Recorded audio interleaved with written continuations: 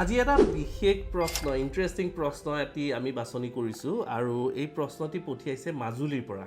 তেওঁ লিখিছে জীৱনত নতুন সুযোগ নোপোৱা হ'লোঁ, কামবোৰত বাধা পাই আছোঁ, যেন ক'ৰবাত সৌভাগ্যই লগ এৰা দিছে জীৱনৰ পৰা।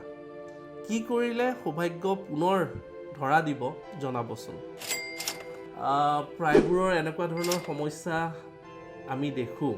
প্ৰায়বোৰৰ জীৱনত সৌভাগ্যৰ যিটো নাটনি তেনেকুৱা আমাৰ অনুভৱ হয়।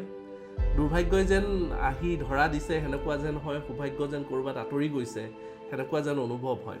সৰু বাস্তু ৰেমেডি এটা আজি জনাব বিচাৰিছোঁ। এই সৰু বাস্তু ৰেমেডিটো আপোনালোকে যদি কৰিব পাৰে তেতিয়াহ'লে নিশ্চয় সৌভাগ্য আপোনালোকৰ ওচৰলৈ পুনৰবাৰ আহি ধৰা দিবহি। সৌভাগ্য আহিবলৈ আপোনালোকৰ ঘৰৰ মূল দুৱাৰমুখখন যাতে চাফা চিকুণ আৰু সুন্দৰ হয় সেইটোৰ ওপৰত গুৰুত্ব দিব। তাৰোপৰি মূল দুৱাৰমুখত যদি পিতল নাইবা তামৰ ষ্ট্ৰিপ মানে ফিটা লগাব পাৰে খুব ভাল হয়। ফেংচুই আৰু বাস্তুৰ ফিটা পোৱা যায়।